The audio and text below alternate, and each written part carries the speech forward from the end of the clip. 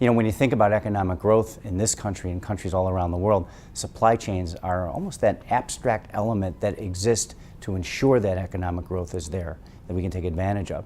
I sort of see it as the wire between the switch and the light. You flip your switch, a light comes on, you don't call up your power company and thank them, you expect that to happen. Well, that's what we do within the supply chain. We're connecting through all modes of transportation that movement of inventory and information between the port and manufacturer and those consumers. So when you think about that as an engine of growth for our country, we're certainly going to be on the forefront to take advantage of our market share within the global marketplace. Well, when you think about modern day logistics and supply chain management and what's going on out there, the trends, the opportunities, the challenges, one of the things I see a lot of folks thinking about is coming out of the recession, coming out of the Great Recession, as many of us call it. They've hunkered down, they've managed costs, they're now coming out and thinking, what's the next evolution within our discipline? And there's a lot of discussion about globalization, and it comes with a lot of opportunities, but also a lot of challenges. So understanding the network aspect of a comprehensive, complex, elongated supply chain is of interest. There are risk management attitudes that are necessarily embedded in that now. I'm sourcing from a lot of different places. How do I make sure I've got the necessary components to meet my customers' needs and not have component parts fall off and so on? A lot of discussion physically now about manufacturing coming back to the U.S. As labor rates continue to increase in places like China, the gap shortens or diminishes, and so I want to manufacture my products closer to my marketplace. So a lot of companies thinking about their network footprint and how to best optimize that for my future customer needs. So a lot going on, no shortage of activity in the global marketplace as it relates to supply chain. Well, when you think about the rise of the middle class in a lot of countries, 67 million people in Brazil, as an example, over the last several years have risen into what we modernly call, if you will, the middle class.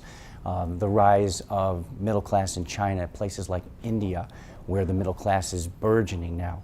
They're going to have discretionary and disposable income. They're going to want access to goods in places that maybe we can't reach right now, in places like the hinterlands in China or deep, smaller neighborhoods within India.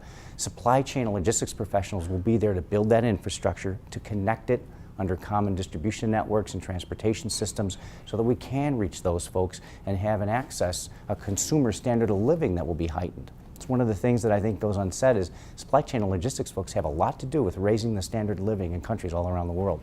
And when you think about the opportunity for people to have a long, fruitful career in supply chain management, I think there's never before been a better time. Our universities, like the University of Maryland, are better educating our students. They're coming out with knowledge of logistics and supply chain, modern day relevant theory. We're taking them into the industry and providing them the experience that they need in order to be fruitful leaders for the long run. The opportunity for a person coming in to this industry has never been as great as it is today.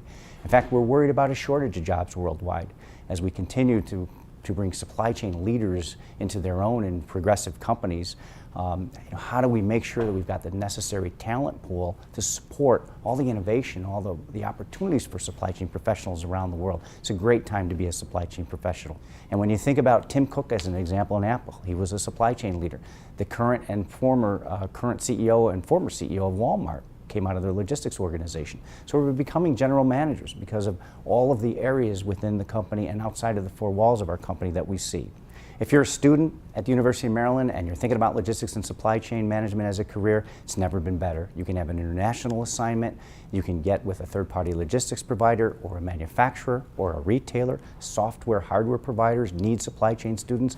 Even investment banking firms are looking for supply chain knowledge so that they can evaluate the performance of companies within the private sector. So the opportunities there are certainly rich and deep for today's and tomorrow's supply chain students.